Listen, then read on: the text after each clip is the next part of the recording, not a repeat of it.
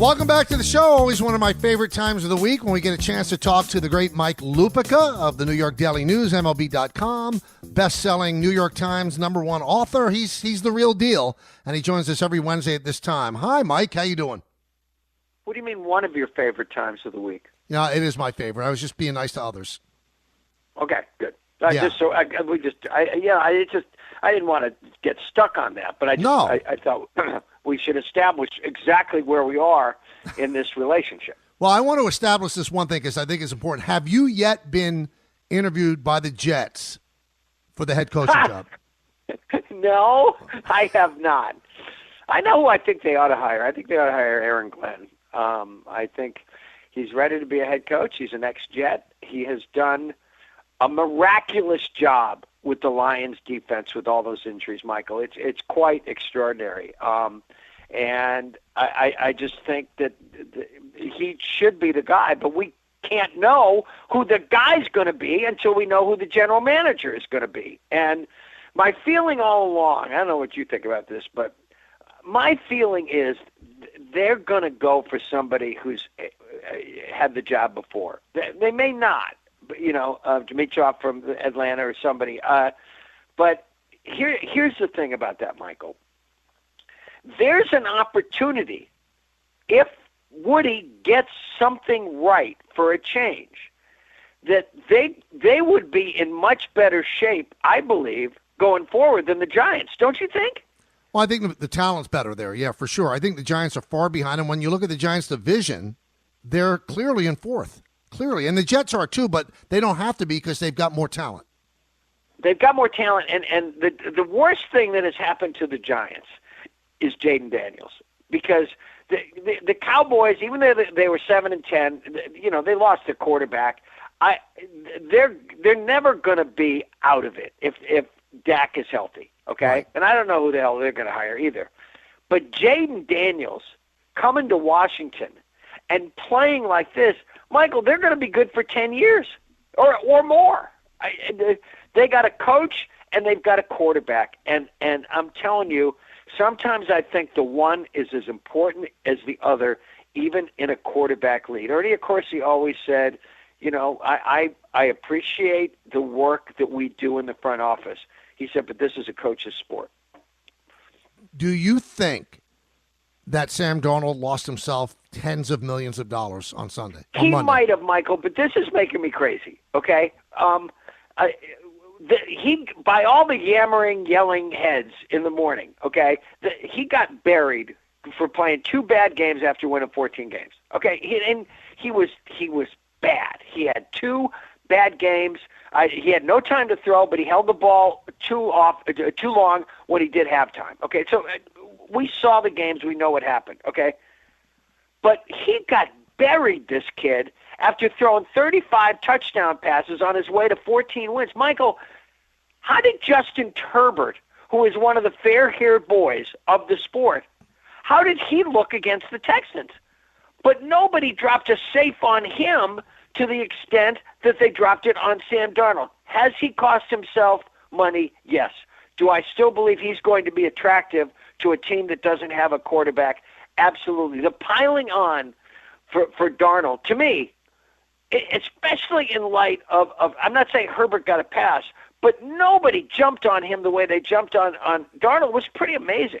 But I push back on this. Herbert has not had the past failures the way that Darnold has. So we thought that Darnold had turned a corner with the 14 wins, and then he lays an egg in 2 of the biggest games of the year. He just didn't play well. I know he didn't have time, and quarterbacks need time, but he really looked lost. He had that wide-eyed, I'm seeing ghosts look, and I think that's going to concern people if they want to get a quarterback. I keep hearing, well, the Giants might sign. Why? Why would the Giants sign Sam Darnold? Michael, what would everybody have been saying about Sam Darnold in the moment if he'd been the quarterback of a Chargers team that lost a playoff game to Jacksonville that they were, what were they winning, 35-7? I forget right. What it was But like. that was more the coach than him. I understand, but I'm saying that these things always they don't happen in a bubble. They happen in context. So this Herbert and Darnold are about the same age. I'd have to check. Maybe Herbert might be actually older than he is, but I'm not. I'm not ready to write him off. 3 weeks ago, Mike, he was being carried around the locker room by his teammates. And they were giving him $50 million a year. Absolutely, I agree, but I think he's lost that now. I don't think he's going to get $50 million years, but I also don't believe that we have to abandon him to history's scrap heap either, because he played 2 bad football games. All right, this is something that's always bothered me. I'm very interested to get your take on it. Players demand things. Players quit. They want to be traded. And the GMs and the owners always seem to give in to them. Do you think that Pat Riley should, and do you think he will give in to Jimmy Butler? Pat Riley, I believe, is 80 years old at this point. Mm-hmm. Which, Michael, by the way, isn't as old as I used to think it was. Me neither. It's like when you hear somebody, pass away at the age of 88, and people would say, well, he's had a good long life. I said, well, not if you're 87, you know. So do I? But I think Pat, he's not going to die on this hill. He's Pat Riley. He'll still be Pat Riley after this is over. But I'm with Frankie Isola on Jimmy Butler, Mike. How can you be playoff Jimmy if you've never won a championship? Right. How does that work? Is that self-designation? Did he call himself playoff Jimmy? And by the way, if he's not on the 17th hole on the back nine, I think Jimmy Butler is moving up on 14 or 15. I know what you're asking me. Okay, are you willing? How much of your season are you willing to sacrifice not to give in to this guy? Okay, right. And that's the question they're asking, because guess what? If they can do something, I don't know what they can get for him. I don't know how the money matches up with teams that might be interested in Butler. They're in that scrum in the middle of the Eastern Conference. They haven't. It's going to be very difficult for somebody to fall out of things in the Eastern Conference. I mean, my God, the Knicks are way closer to the Pistons than they are to the Cavaliers. Right. And so this is a tough one for Pat, because, listen, Pat always seems to find a way to improve things for his team. And, even though they have not been great the last couple of years, this is a team that went to the finals. So I don't – it was interesting to me from the start with Pat how aggressive he was to come out and say, I'm not trading this guy. Right. Okay, before we got anywhere near the trade deadline. I mean, he said that a month ago? And so it's always the question, how much of your season are you willing to push to the middle of the poker table to win a stare down with one of your players? Mike, it's a great question, and I literally don't know the answer to it. And the thing that gets me, Mike, is that every time you give in, like the Nets gave in to Kevin Durant, they gave in to Kyrie. Then you embolden others to do the same thing. What I would do as a GM, and why I'm not a GM, I'd say you either play for us or you sit and rot and never play again. But nobody ever does that. Nobody ever does it, Mike, and you're right. Every time it happens, you think another greedy angel gets its wings, and it always reminds you, when you're talking about how it just diminishes the whole process. It's like my dear friend, the great Arthur Ashe, once described John McEnroe's tennis game. A nick here, a nick there, and pretty soon you're bleeding to death, okay? Yep. And that's what you're talking about here. But they never do that because they always think they're going to get something back, except, the Nets keep getting stuff back, but they never get any better. All right, so I've been talking about this. I want to get your take on it as well. When you look at the votes that are coming in for the Hall of Fame, it looks like CeCe's going to get in, Ichiro's going to get in, as they should, Billy Wagner, and maybe Carlos Beltran. And there on the bottom at the 40% level is A-Rod and Manny Ramirez, the same level that Clemens and Bonds ended at. And then there are 12 new voters that are being tabulated so far that just came into the BBWA. And of those 12, Mike, 9 of them voted for A-Rod. Right. And it just looks to me like the younger voters don't put that same emphasis or that scarlet letter on the guys that did PDs. Why do you think that's so? I think, Michael, it's partly a generational thing. I think it's partly them wanting to be contrary. I've always thought that Alex was trying not to run out the clock. He was playing the long game here and counting on exactly what you're talking about. Yep. Okay?